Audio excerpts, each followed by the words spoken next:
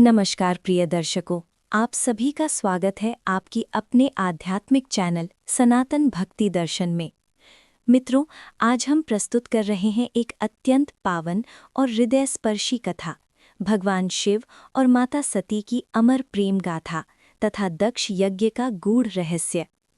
बहुत प्राचीन काल की बात है। ब्रह्मा जी के मानस पुत्र थे राजा दक्ष प्रजापति। वे अत्यंत विद्वान, यज्ञप्रिय और तेजस्वी थे, परंतु उनके भीतर अहंकार भी कम नहीं था। इसी समय आदिशक्ति ने सती के रूप में जन्म लिया। सती बचपन से ही भगवान शिव को अपना सर्वस्व मानती थीं। वे उनका ध्यान करतीं, उनका नाम जपतीं और मन ही मन उन्हें अपना पति स्वीकार कर चुकी थीं। लेकिन राजा दक्ष को शिव पसंद नहीं थे। उन्हें शिव का वेशभूषा, उनका शमशान में रहना, भस्म लगाना और नाग धारण करना बिल्कुल अच्छा नहीं लगता था। वे शिव को अपने योग्य नहीं मानते थे। समय बीता और सती ने कठोर तपस्या की। उनकी भक्ति से प्रसन्न होकर भगवान शिव प्रकट हुए और सती को अपनी अर्धांगिनी के रूप में स्वीकार किया। देवताओं की उपस्थिति में उनका विवाह संपन्न हुआ।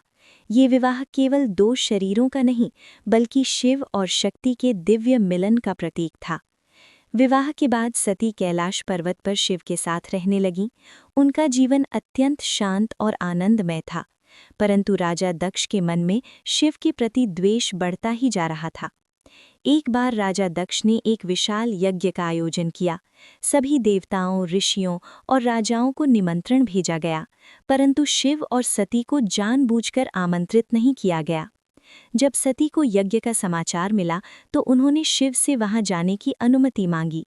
शिव ने शांत स्वर में कहा, सती, जहां सम्मान न हो वहां जाना उचित नहीं।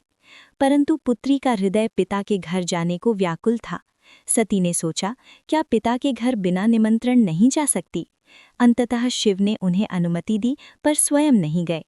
जब सती यज्ञ स्थल पहुंची तो वहां किसी ने उनका स्वागत नहीं किया। उनकी माता ने स्नेह दिखाया, परंतु दक्ष ने उपेक्षा भरी दृष्टि से देखा। यज्ञ में शिव का भाग भी नहीं रखा गया था।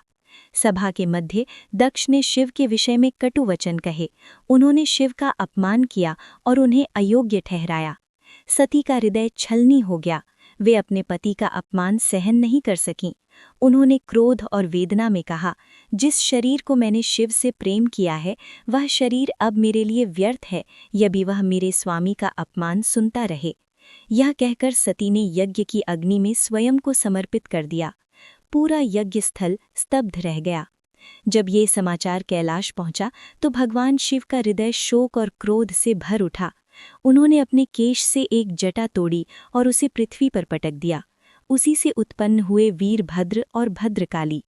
वीरभद्र ने यज्ञ स्थल पर जाकर सब कुछ ध्वस्त कर दिया। यज्ञ विध्वंस हो गया और दक्ष का सिर काट दिया गया। क्रोध शांत होने पर शिव ने दक्ष को जीवन दान दिया, परंतु बकरे का सिर लगाकर।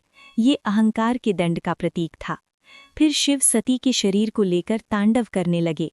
उनका शोक इतना गहरा था कि संपूर्ण ब्रह्मांड डगमगाने लगा।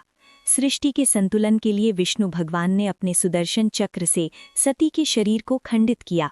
जहां जहां उनके अंग गिरे वहां शक्तिपीठ स्थापित हुए।